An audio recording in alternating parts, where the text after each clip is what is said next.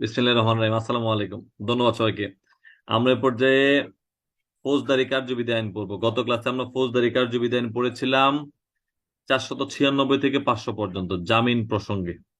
আমরা ফৌজদারি কার্যবিধি আইনে 496 ধারায় পর্যালোচনায় জেনেছিলাম জামিন যোগ্য অপরাধে জামিন আদালত দিতে পারেন, গ্রেফতারকারী কর্মকর্তা দিতে পারেন, এক্ষেত্রে ভারপ্রাপ্ত কর্মকর্তা, তদন্তকারী কর্মকর্তা দেওয়ার বিধান রয়েছে, যা আমরা দেখেছি 496।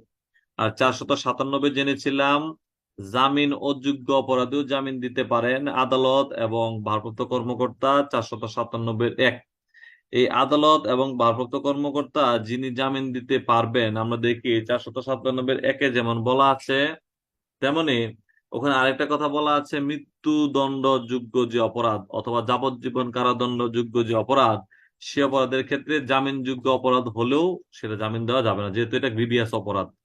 তবে শর্ত থাকে যে নারী, শিশু, অসুস্থ, বিকলাঙ্গ, শিশুর ক্ষেত্রে 16 বছরের কম, সেক্ষেত্রে তার আবার জামিন দেওয়ার বিধান রয়েছে ন্যায় বিচারের স্বার্থে। 497 আমরা পড়েছি। আর দুয়ে পড়েছিলাম তদন্ত, অনুসন্ধান, বিচারিক পর্যায়ে অধিকতর তদন্তের যদি প্রয়োজন মনে করেন, সেক্ষেত্রে অপরাধীকে মুক্তি দিয়ে তদন্ত করতে পারেন, যা আমরা পড়েছি 497 কেন মুক্তি দিলেন, কে মুক্তি দিলেন, সে বিষয়ে লিখে রাখবেন 497 আর 497 আমরা পড়েছিলাম একদম রায় ঘোষণার পূর্ব পর্যন্ত আদালত চাইলে অপরাধীকে মুক্তি দিতে পারেন 497 যে আদালতে বিচারক, যে বিচারক বা যে আদালতে মুক্তি দেন না কেন, মুক্তি দিলেও অন্য কোনো আদালত প্রয়োজন মনে করলে তাকে আবার গ্রেফতারেরও নির্দেশ দিতে পারেন 497 এ পর্যন্ত আমরা পড়েছিলাম জামিন। এছাড়া আমরা জেনেছিলাম যে হাইকোর্ট বিভাগ কর্তৃক আগাম জামিন, হাইকোর্ট বিভাগ কর্তৃক আগাম জামিন 498। আরো জেনেছিলাম হাইকোর্ট বিভাগ কর্তৃক দণ্ড রদবদলের ক্ষমতা 376। আরো জেনেছিলাম হাইকোর্ট বিভাগ কর্তৃক যে কোনো প্রকার দণ্ডদানের ক্ষমতা 31 পাশাপাশি আমরা জেনে নিয়েছি। এছাড়া আমরা গত ক্লাসে পড়েছিলাম জামিন মুস্তেকা বন্ড, জামিন মুস্তেকার বিষয়ে আমরা বলেছিলাম 499, বিধি হবে 477। আর জামিন মুস্তেকা পেলে 500 ধারা অনুযায়ী মুক্তিদানের বিষয়ে আমরা জেনেছিলাম 500 ধারায়। জামিন মুস্তেকা যিনি দিতে ক্ষমতাবান, যিনি সমর্থ রয়েছে, যিনি জামিন অথবা মুস্তেকা দিতে সমর্থবান, তাকে মুক্তি দিবেন তাৎক্ষণিকভাবে 500 ধারায়। আজকে আমরা জানবো 501, সবার জ্ঞাতার্থে একটু বলে রাখি। 501 আমরা দেখব জামানত অপর্যাপ্ত যদি হয়ে থাকে, সেটা হোক ভুলবশত, হোক প্রবঞ্চনাবশত, অথবা অন্য কোনো কারণে জামানত অপর্যাপ্ত, অর্থাৎ জামানত নেওয়ার কথা 10 লাখ, জামানত নিচ্ছেন 2 লাখ, অপরাধীরা মৃত্যুদণ্ডযোগ্য অপরাধী, সেক্ষেত্রে তার নিকট থেকে 10 লাখ টাকা জামানত নেওয়ার কথা ছিল, কিন্তু আপনি জামানত নিয়েছেন শুধুমাত্র 2 লাখ। যদি 2 লাখ জামানত নিয়ে থাকেন, আমরা দেখতে পাবো 2 লাখ জামানত নিলে আদালত প্রয়োজন মনে করলে পর্যাপ্ত জামানত নেওয়ার জন্য অপরাধীকে পুনরায় গ্রেফতারি পরোয়ানা দিয়ে আদালতে হাজির করতে বলবেন, পর্যাপ্ত জামানত সংগ্রহের নির্দেশ দিবেন, না করতে পারলে হাজতে প্রেরণ করবেন। তাহলে অপর্যাপ্ত জামানতের ক্ষেত্রে কি আলোচনা করুন। ফৌজদারি কার্যবিধি মোতাবেক জামানত যদি, প্রথম জামানত যদি অপর্যাপ্ত হয়, সেক্ষেত্রে করণীয় কি, বা আদালত কি করণীয় বা কি পদ্ধতি গ্রহণ করে থাকেন, আমরা দেখতে পাই 501 ধারায়। প্রথম জামানত অপর্যাপ্ত হলে আদালত সংশ্লিষ্ট ব্যক্তিকে পুনরায় জামানত সংগ্রহের নির্দেশ দিবেন। যদি জামানত সংগ্রহ করতে না পারেন, সেক্ষেত্রে তাকে জেল হাজতে প্রেরণ করবেন 501। দেন আমরা পড়বো 502। আপনাদেরকে যখন 126 ধারা পড়াই, ফৌজদারি কার্যবিধির 126, মনে আছে কিনা?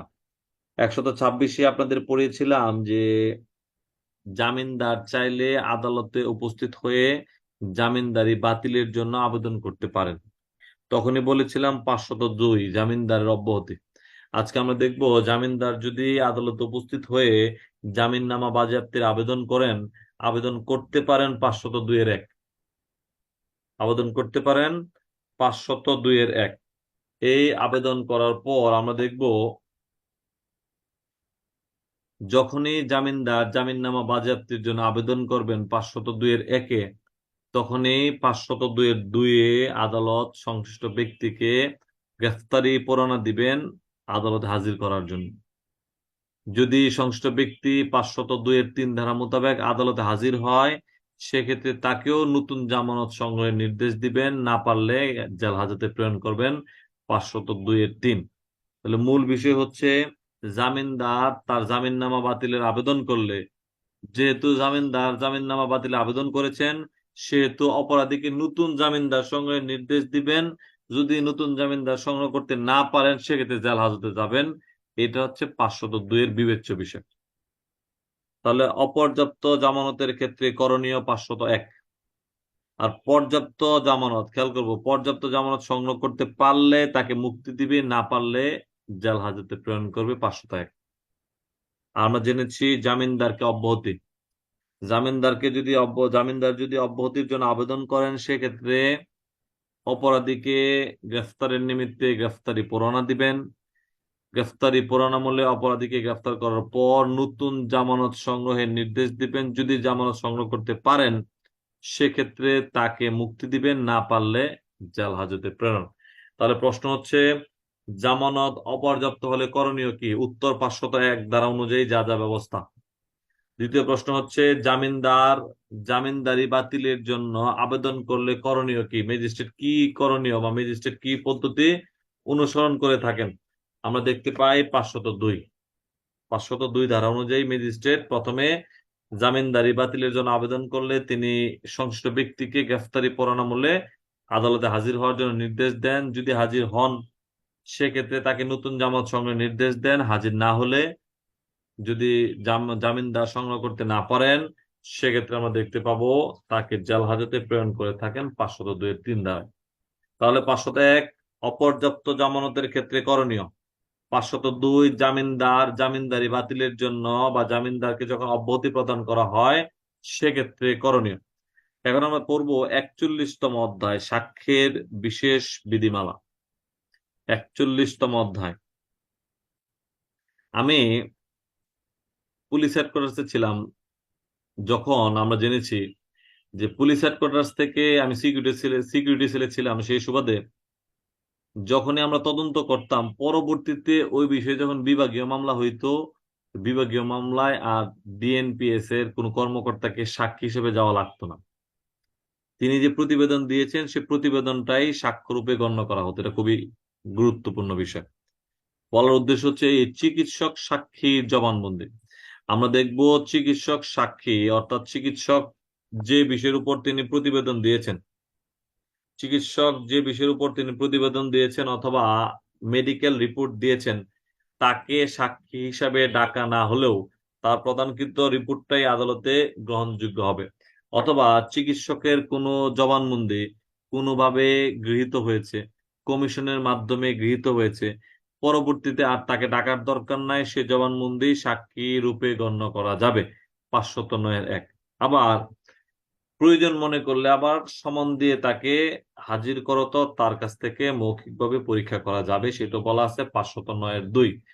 প্রশ্ন হলো, কমিশন কাকে বলে? আমরা একটা অধ্যায় বাদ দিচ্ছি কমিশনের বিষয়ে, 40তম অধ্যায়, নট নেসেসারি। তো কমিশনের মানে হচ্ছে আপনাদের একটু জানা দরকার।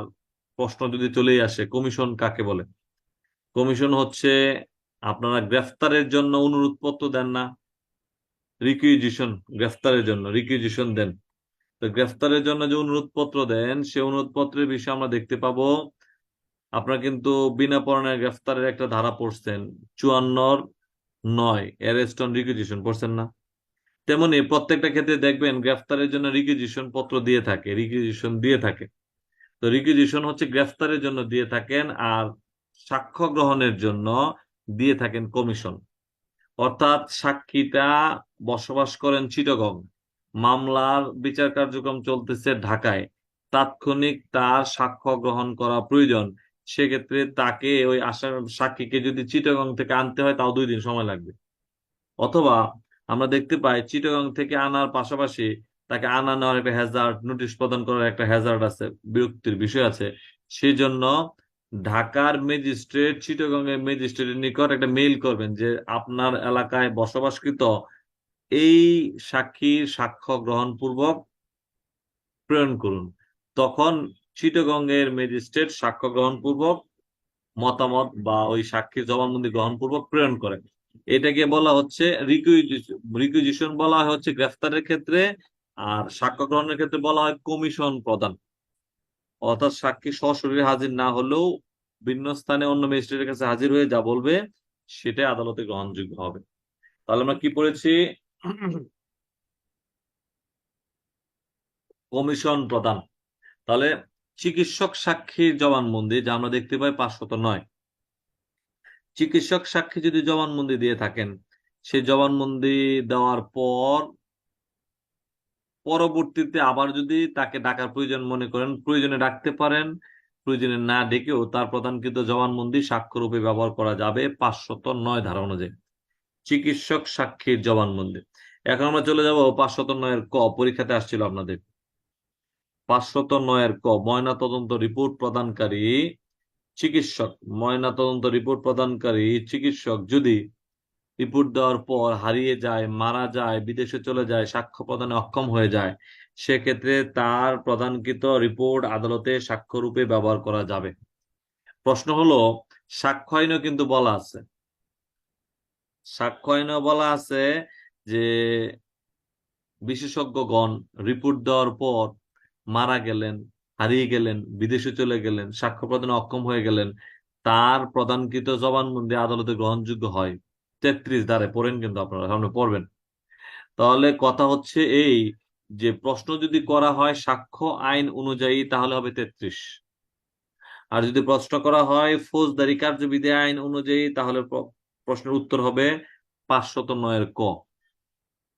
তাহলে ফৌজদারি কার্যবিধি আইন অনুযায়ী যদি প্রশ্ন করা হয়, প্রশ্ন আসছিল ময়না তদন্তের রিপোর্ট প্রদানকারী চিকিৎসক মারা গেলেন, হারিয়ে গেলেন, বিদেশে চলে গেলেন, তার প্রদানকৃত রিপোর্টের সাক্ষ্যগত মূল্য আলোচনা করুন। আমরা দেখতে পাই ফৌজদারি কার্যবিধি আইনের 509 ক ধারা অনুযায়ী তার প্রদানকৃত রিপোর্টের সাক্ষ্যগত মূল্য রয়েছে, যা তাকে না ডেকেও তার সে রিপোর্ট আদালতে গ্রহণযোগ্য হবে ফৌজদারি কার্যবিধি আইনের 509 ক ধারা অনুযায়ী।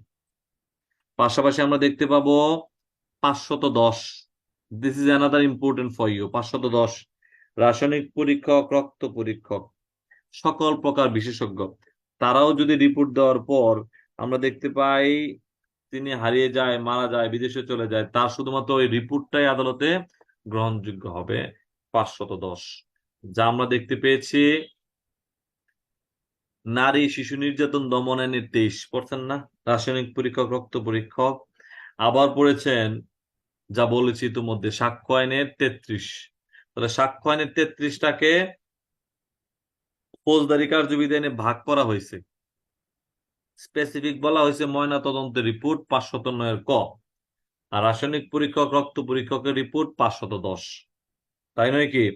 সো আমরা একটু পার্থক্যটা বুঝবো, কোন আইন থেকে প্রশ্ন করা হয়েছে সেটা বুঝবো, দেন আমরা উত্তর দিব। বুঝা গেল? তাহলে 509 ক হচ্ছে ময়না তদন্তের রিপোর্ট প্রদানকারী চিকিৎসক, আর 510 হচ্ছে রাসায়নিক পরীক্ষক, রক্ত পরীক্ষক। তাহলে আমরা ইতিমধ্যে জানলাম 501, অপর্যাপ্ত জামানত হলে আদালত কি ব্যবস্থা গ্রহণ করতে পারেন। অপর্যাপ্ত জামানত হলে আমরা দেখতে পাই আদালত পর্যাপ্ত জামানত সংগ্রহের জন্য সংশ্লিষ্ট অপরাধীকে নির্দেশ প্রদান করেন। 501, জামিনদার জামিনদারি বাতিলের জন্য আবেদন করলে করণীয় কি। আমরা দেখব জামিনদার জামিনদারি বাতিলের জন্য আবেদন করলে করণীয় 502, যে ক্ষেত্রে নতুন জামিনদার সংগ্রহের নির্দেশ দিবেন আদালত সংশ্লিষ্ট অপরাধীকে। 502। এছাড়া আমরা জেনেছি 509, চিকিৎসক সাক্ষীর জবানবন্দি। চিকিৎসক যিনি সাক্ষ্য দিয়েছেন ইতিপূর্বে তাকে আর আদালতে উপস্থাপনের জন্য ডাকা দরকার নাই, তাকে না ডেকে তার প্রদানকৃত জবানবন্দিটাই বা সাক্ষীটাই আদালতে গ্রহণযোগ্য হবে 509। পাশাপাশি প্রয়োজন মনে করলে ডাকাও যায় 509(2)-তে বলা আছে। আর আমরা জেনেছি রাসায়নিক পরীক্ষক, রক্ত পরীক্ষক এবং ময়না তদন্ত রিপোর্ট, ময়না তদন্ত রিপোর্ট প্রদানকারী চিকিৎসক রিপোর্ট দেওয়ার পর হারিয়ে গেল, মারা গেল, গ্রহণযোগ্য হবে 509 ক। আর 510 আমরা জেনেছি রাসায়নিক পরীক্ষক, রক্ত পরীক্ষক রিপোর্ট দেওয়ার পর তাদের রিপোর্টটাও আদালতে সাক্ষ্যরূপে ব্যবহৃত হবে 510। ধন্যবাদ সবাইকে। আমরা এখন প্রশ্নোত্তর পর্বে যাবো। আসসালামু আলাইকুম।